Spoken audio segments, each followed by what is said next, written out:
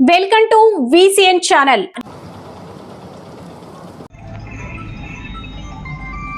ఏం స్వామి మధ్యలో కొంచెం పైకి ఎత్తండి స్వామి.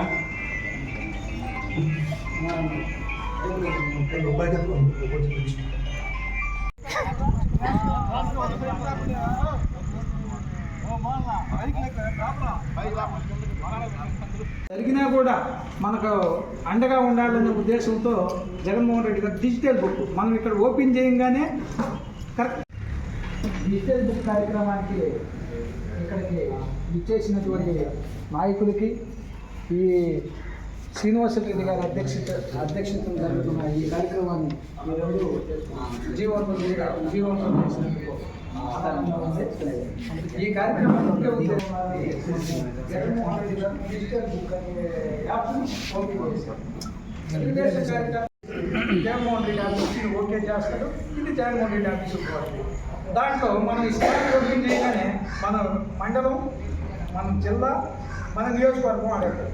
మన నియోజకవర్గం అడిగినప్పుడు వెంకటగిరి కాన్స్టిట్యున్సీ అన్నప్పుడు వెంకటగిరి మన ఇన్ఛార్జ్ ఆఫీస్ వస్తుంది. దాంట్లో మనం ఫిర్యాదు చేయాల్సిన వాళ్ళ పేరు కూడా అడుగుతుంది.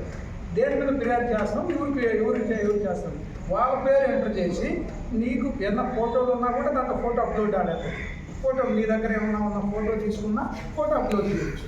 లేదు మన దగ్గర ఫోటోలు ఏం లేవు, మామూలుగా నేమ్స్ అవి పెట్టిన తర్వాత దాని మీద మన గవర్నమెంట్ అధికారులు వచ్చిన తర్వాత దాని మీద విచారించి దానికంటూ ఒక టీం రెడీ చేసి మన జగన్మోహన్ రెడ్డి కార్యకర్తల కోసమే ఈ యాప్ పెట్టారు. కాబట్టి కార్యకర్తల కోసం ఒక అధికారిని దీన్ని అలాట్ చేసి ఇది కరెక్టా కాదని విచారించి మనకు తగిన న్యాయం చేస్తారు. చేస్తారని వాళ్ళే పక్కన అవతల ఆదేశాల మేరకు వెంకటగిరి నియోజకవర్గ ఇన్ఛార్జ్ అయిన నేదురుమల రామ్కుమార్ రెడ్డి సూచనల మేరకు ఈరోజు వెంకటగిరి రూరల్ మండలం క్యూఆర్ కోడ్ ఓపెనింగ్ కార్యక్రమం చేసుకుంటున్నాం. అందరూ రూరల్ మండలం నాయకులు, కార్యకర్తలు అందరికీ అభినందనలు. ఈ క్యూఆర్ కోడ్ అనేది అప్పట్లో తెలుగుదేశం పార్టీ రెడ్ బుక్ అని మన వైఎస్ఆర్సీపీ నాయకులు భయభ్రాంతులకు గురి చేసింది. దానికి ధీటుగా ఈరోజు మన జగన్మోహన్ రెడ్డి మనకి ఒక ఆయుధంలాగా ఈ క్యూఆర్ కోడ్ను రాష్ట్రమంతటా ప్రవేశపెట్టాడు. దీంట్లో భూ కబ్జాలు జరిగిన, ఇళ్ల పట్టాలు కబ్జాలు జరిగిన, పోలీసు కేసులు అక్రమంగా మన కూటమి నాయకులు మన నాయకుల మీద పెట్టిన దీంట్లో ఎంటర్ చేస్తే రేపు రాబోయే కాలంలో మన జగన్మోహన్ రెడ్డి దీనికంటూ ఒక ప్రత్యేకమైన డిపార్ట్మెంట్ని అరేంజ్ చేసి రాష్ట్రం అంతటా ఈరోజు మనం ఎంటర్ చేస్తే ఆ రోజు మనం వద్దన్నా కూడా ఆయన ఆగడు. ఆ సమస్యని మనకు కూడా తెలియదు. ఆ విధంగా ఆ డిపార్ట్మెంట్ చేసుకుంటూ పోతుంది. ముఖ్య ఉద్దేశం ఈ క్యూఆర్ కోడ్ యొక్క ఈరోజు వన్స్ మన ఎవరితోకి వెళ్ళదు, ఎవరిని అన్యాయం చేయదు. మన మీద అన్యాయంగా వచ్చినా, మన భూములను ఆక్రమించినా, మన పట్టాలు ఆక్రమించినా మన మీద కేసులు పెట్టి కూటమి నాయకులు దీంట్లో ప్రవేశపెట్టవలసిందిగా నాయకులందరూ దీని గురించి గతంలో అందరూ చెప్పున్నారు. మన వాళ్ళంతా దీని గురించి అది అందరూ సద్వినియోగపరచుకోవాల్సిందిగా కోరుతున్నాం. ఇంకేదైనా అనుమానాలు ఉన్నా పక్కన వాళ్ళకి తెలుసుకొని ఏ విధంగా చేయాలా, ఏ విధంగా పట్టాలని మనం ముందుకెళ్దాం. మన రోడ్లు మన ఉద్దేశంతో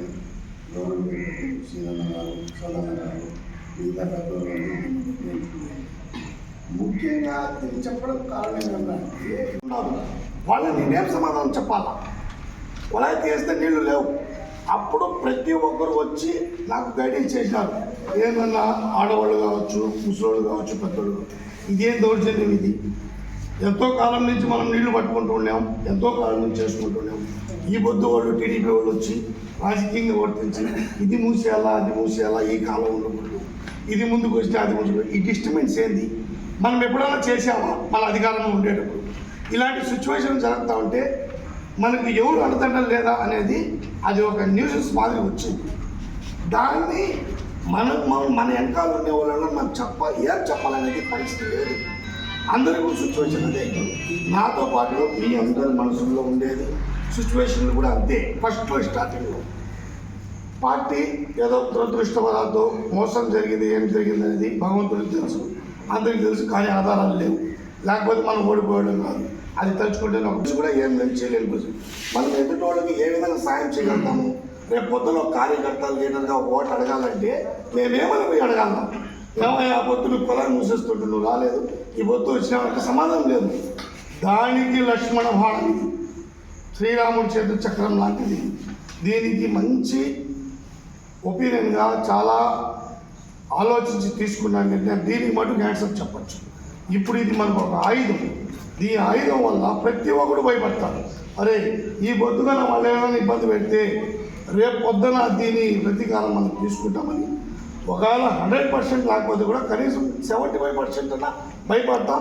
దీని గుండా మనకు డేర్ వస్తుంది, మన వెనకాల ఉండేవాళ్ళు కూడా డేర్ వస్తుంది. ఆ విధంగా ప్రతి ఒక్కటి మనం ముందుకు పోయేదానికి ఇది ఒక నిదర్శనం అనేది నేనైతే పూర్తిగా నమ్ముతాను. సో రెండవది ఏమంటే దీన్ని స్కాన్ చేయాలి. చదువుకోని వాళ్ళు అయితే స్కాన్ చేస్తారు, చదువు లేని వాళ్ళు కూడా భయపడాల్సిన పని.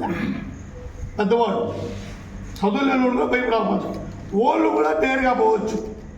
వాళ్ళ ఇంట్లో ఎవరో ఒకరు కాదు పెద్దవాళ్ళు పాతకాలం ఇంగ్లీష్ సరిగా లేకపోతే ఇప్పుడుండే టెక్నాలజీ ప్రకారం 2వ తరగతి 3వ తరగతి పిల్లలు కూడా ఇంగ్లీష్ మాట్లాడుతున్నారు. వాళ్ళు కూడా నిత్యం చేస్తున్నారు.